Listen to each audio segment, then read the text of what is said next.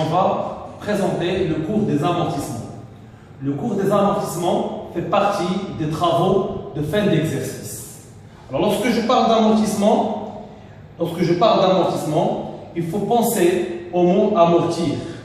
Et c'est quoi amortir? Amortir veut dire réduire. Donc le mot amortissement veut dire quoi? Une réduction. Alors c'est quoi l'amortissement en réalité? C'est lorsque j'achète une immobilisation amortissable et je l'utilise pendant une certaine durée, elle perd une partie de sa valeur. Cette perte, c'est ce qu'on appelle l'amortissement. Il y a certains éléments qui sont amortissables, il y en a d'autres qui ne sont pas amortissables, comme le terrain et le fonds commercial. Et ceux qui sont amortissables, comme le matériel de transport, le matériel de bureau, le matériel d'outillage, etc. L'amortissement, sa définition dans le langage comptable, c'est la dépréciation de la valeur d'une immobilisation suite à son utilisation. Lorsqu'on utilise une immobilisation, il perd une partie de sa valeur. Alors, comment on calcule l'amortissement? Alors, l'amortissement, par exemple, un matériel de transport, sa valeur elle est de 100 000. Sa durée de vie est de 5 ans. Ce n'est pas la durée de vie réelle. Une voiture peut rester même 10 ans. Mais c'est la durée de vie comptable présentée, bien sûr, par le CGNC, le Code général de normalisation comptable, ou bien la loi de la comptabilité. Alors, si on a un matériel 100 000 et sa durée de vie est de 5 ans, si on veut trouver exactement combien il perd chaque année de sa valeur, on prend la valeur d'entrée, c'est-à-dire le prix d'achat, et on le divise par la durée de vie, c'est-à-dire 5 ans. 100 000 divisé par 5, on se trouve avec un montant de combien? De 20 000. C'est ce qu'on appelle l'amortissement. Il existe deux méthodes pour trouver l'amortissement. La première méthode, comme on a dit, c'est la valeur d'entrée divisée par la durée de vie. Et lorsque je parle de la valeur d'entrée, c'est aussi, on l'appelle aussi le prix d'achat, on l'appelle aussi le coût d'acquisition, et on l'appelle aussi la valeur d'origine.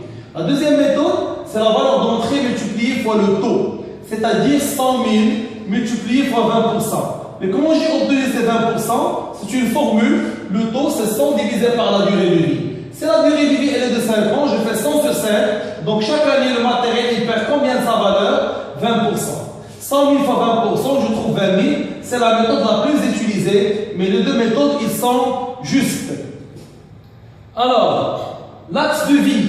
Alors l'axe de vie du matériel, supposons que moi j'ai acquis le matériel de 1 2015 à 100 000. À la fin de chaque année, il perd une partie de sa valeur. Je ne peux pas parler d'amortissement par jour ou par mois. C'est toujours selon la réglementation marocaine, le plan comptable marocain, l'amortissement est calculé à la fin de chaque année. La première année, elle a perdu 20 000 en 31/12/2015. La deuxième année, en 2016, elle a perdu aussi 20 000.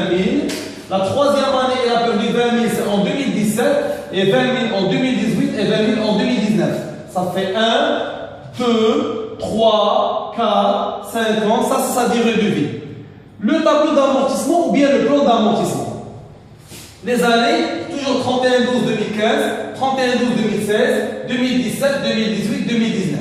La valeur d'entrée la première année, 100 000, je la garde toujours la même, 100 000, 100 000, 100 000, 100 000.